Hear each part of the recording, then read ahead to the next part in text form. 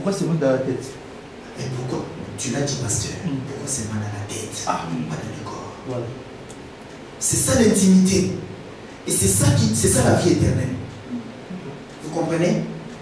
Alors si vous voyez quelqu'un qui vous donne, c'est-à-dire, il vous donne le pain. Le pain, c'est ça. Les choses qui ne sont pas cachées.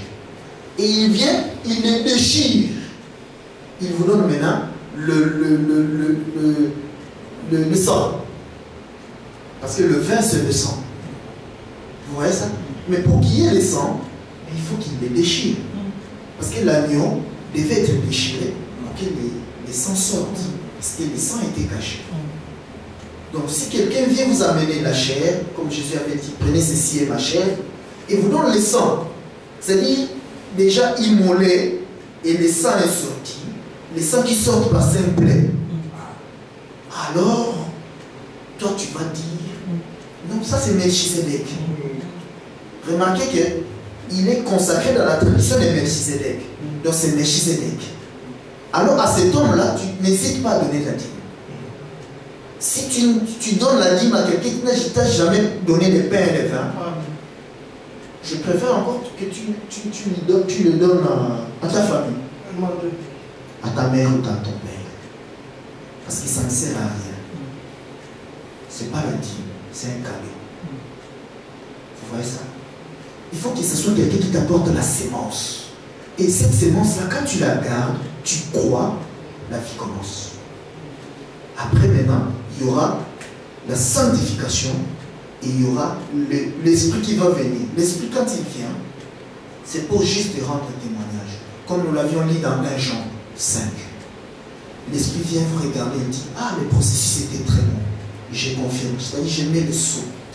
C'est pourquoi, à chaque fois que nous lisons une lettre, nous écrivons une lettre, nous mettons le sceau. À l'administration ici, si tu écris une lettre et tu ne signes pas, on va te le renvoyer. Vous voyez ça? Ça ne montre pas que c'est toi qui as affirmé ça, qui as écrit ça. Tu écris, tu lis. Même quand on te présente une lettre, tu dois lire, oui, je suis d'accord avec ça. Tu signes. La signature, c'est le baptême du Saint-Esprit. C'est le souffle de vie. C'est-à-dire, l'enfant sort, il faut qu'on lui donne des tapes pour qu'il aspire l'air. C'est-à-dire qu'il reçoive les cachets. Que la vie est là. Quand la vie est là, il plaire. Ah, la vie est là. On remet à la maman. Vous voyez ça? C'est-à-dire, la sage-femme, elle les remet maintenant à la maman. Ah, je vous présente. Pour l'allaitement. Je vous présente comme. Ah, la sage-femme. Ouais. Donc, qui s'occupe du processus. Jusqu'à la fin. Oui, c'est bon. Elle prend maintenant l'enfant, elle donne à la maman pour l'allaitement. Parce qu'il y a 2 seins. Voilà les choses. Donc nous parlons de l'intimité de Jésus.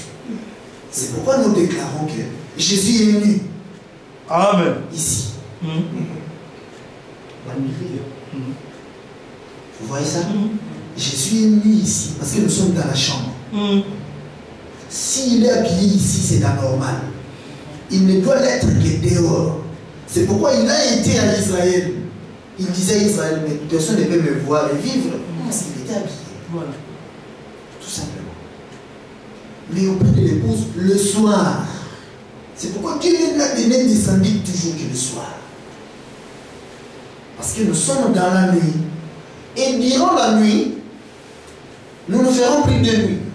Comme Israël en Égypte. Quand le soleil va venir, nous allons partir.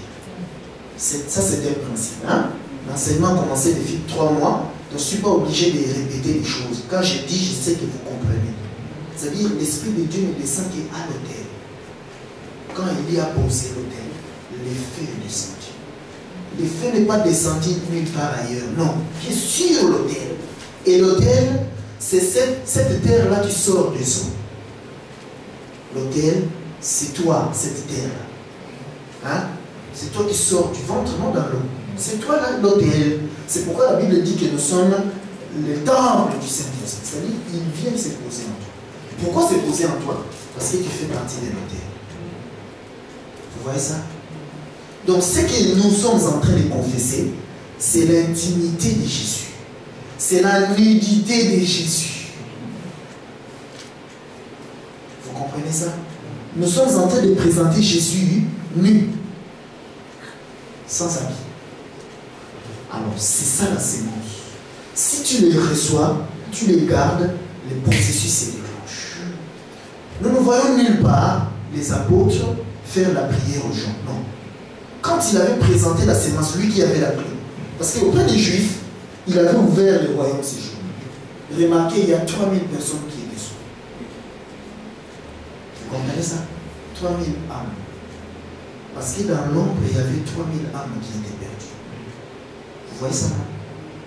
Le jour où Lévi s'est sanctifié. Hein? Lévi était au milieu d'Israël, des 12 tribus. Mais Lévi vient, quand Moïse a proclamé que Dieu est ici, pas là-bas.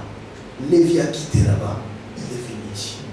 Pour marquer cette mort-là, il y a eu 3000 morts.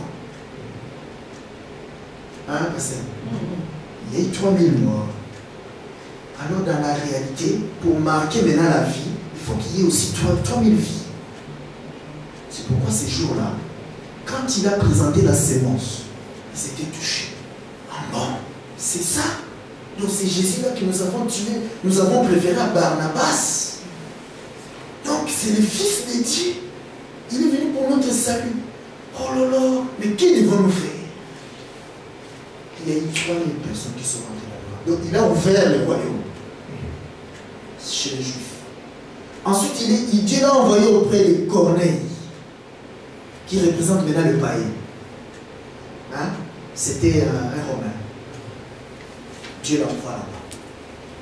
Il lui montre un tapis avec des animaux impurs. Mange. Non, non, moi je ne peux pas manger ça. Il donne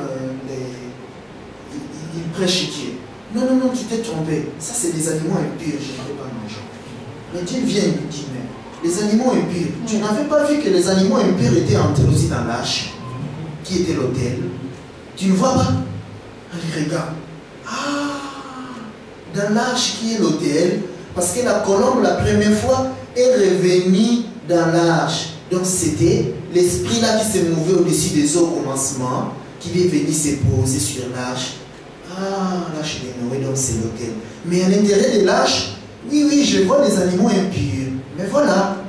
Donc quand un animal, moi je le déclare pur, toi tu ne peux pas dire que c'est impur. Hein? Tu fais exactement ce que ton frère Ananias avait fait aussi. Il m'avait aussi prêché. Quand je lui ai dit, Paul, Saül, je le déclare pur, lui aussi il m'avait aussi donné les conseils. Non, non, non, non, non, tu t'es trompé. Lui, il est venu avec la lettre de Sanhédrin pour nous tuer. Regarde bien. Oui, mais Ananias, ce que moi je déclare pur, tu ne dois pas le déclarer impur. Ça, c'est un instrument que j'ai préparé avant la fondation du monde. Quand mes enfants criaient, sautaient des joie quand j'ai préparé la terre, il en faisait partie. Alors je lui ai confié la mission de propager la parole vers les païens. Mais Paul ne pouvait pas ouvrir le royaume. Parce que la clé avait été donnée à Pierre. C'est pourquoi il était le premier à venir auprès de Corneille. Quand il a compris, ah donc, le païen, Dieu le déclare aussi pur. Il vient. Pourquoi vous m'avez appelé? Mais pour les paroles. Il a commencé à parler. Vous voyez ça? La naissance ne commence que comme cela. Quand il a présenté Jésus, les feuilles du sang. Vous voyez, il était lui-même tout beau. C'est-à-dire tout ce qu'il faisait, mais il ne comprenait toujours pas très bien. Les feuilles du sang. Oh, ils ont reçu aussi le Saint-Esprit comme à nous. Il a enfin compris que quand la parole sort, on la retient, le processus se déclenche. Et mais quand le processus de pesca, ça peut se déclencher à la maison. C'est-à-dire, chez Corneille, ces gens-là n'étaient pas baptisés dans l'eau, mais l'esprit des gens venait témoigner. C'est-à-dire, ils vont maintenant aller auprès de Melchizedek pour prendre le baptême. C'est-à-dire, auprès d'un envoyé de Dieu, auprès de Dieu. Or, Dieu, on ne le voit pas, il a ses envoyés. Si tu viens auprès de l'envoyé de Dieu, il te met dans l'eau. C'est Dieu qui te met dans l'eau. Vous voyez ça? C'est pourquoi c'est important de savoir qui vous a baptisé. Pourquoi? Parce que, quand nous avions lu dans Acte 2, il dit que faites-vous baptiser pour le pardon de vos péchés. C'est-à-dire que le pardon des péchés, c'est dans notre baptême. Quand vous rentrez dans l'eau, c'est-à-dire que vous êtes renouvelé. Vous voyez ça? C'est pourquoi dans nos cultes, nous ne venons pas ici. Bon, nous allons demander pardon pour tous les péchés. Nous sommes sur quel jour? Mercredi, hein? Nous allons demander maintenant pardon pour tous les péchés que nous avons commis depuis dimanche jusqu'à maintenant. C'est-à-dire que tu as péché, tu dois traiter tes péchés jusqu'au culte. Nous allons alors demander d'abord pardon. Ensuite, nous allons demander un liquide rouge qui va venir nous laver, nous purifier. Que le sang vienne nous purifier. Ils ne comprennent pas que le sang, c'est autre chose. C'est la vie. Et la vie, c'est ça, c'est qui sort de ma bouche actuellement. C'est Dieu qui parle. Et après, le sang, nous lave. Après, maintenant, nous allons demander le Saint-Esprit. Parce que le Saint-Esprit n'est jamais là. Il doit venir. Vous comprenez les aberrations? Il doit venir.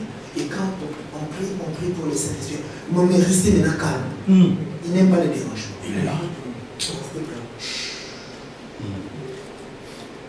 Vous voyez, tout ça, ça vient de l'enfer.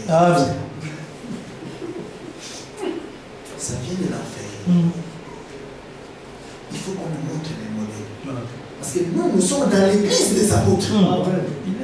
Il avait dit, je ne prie pas pour eux seulement, les vases, les 12. Non. Je prie pour tous ceux qui viendront à moi, au travers de leur prédication. C'est-à-dire jusqu'à la fin du monde. Nous avons cru à la prédication des apôtres. Et nous sommes dans l'église de Jésus. Vous voyez ça? Quand Paul dit que la femme ne prêche pas, nous disons Amen. Nous ne sommes pas impolis. Pour dire que non. Ici, je crois que Paul parle seulement des saints Corinthiens. Non. Tout écrit est inspiré. Parce que Paul doit venir nous expliquer. Quand il dit la femme ne prêche pas, nous ne regardons pas seulement Paul. Nous sommes où il a pris ça. C'est-à-dire nous partons voir l'ombre. Où est-ce qu'il a tiré ça? L'ombre doit nous parler. Et pour toi, Paul aussi, la réalité, tu dois aussi nous parler. Alors si vous dites la même chose tous les deux, nous croyons. Bien que toi, Paul, déjà tu nous dis que la loi aussi dit cela. Paul dit ça. Mais la loi dit ça. La loi c'est quoi? C'est l'ombre, n'est-ce pas? Mais toi tu viens, tu dis non. Paul c'est toi. C'est seulement les Corinthiens. Tu as un problème. Nous comprenons que tu n'es pas dans l'église de Jésus. Parce que si une femme ne prêche pas, parce que la femme n'a pas de sémence. Voilà, c'est ça. Dans l'ombre, nous ne voyons pas une femme avec la sémence. Est-ce que, pasteur, tu as déjà vu une femme en grossesse? Non. Aberration. Ça, c'est l'ombre. Voilà. Et Dieu ne peut pas se contredire. Jamais. Jésus, c'était l'homme. C'est pourquoi il a la sémence. Voilà. Que Dieu vous bénisse. Amen.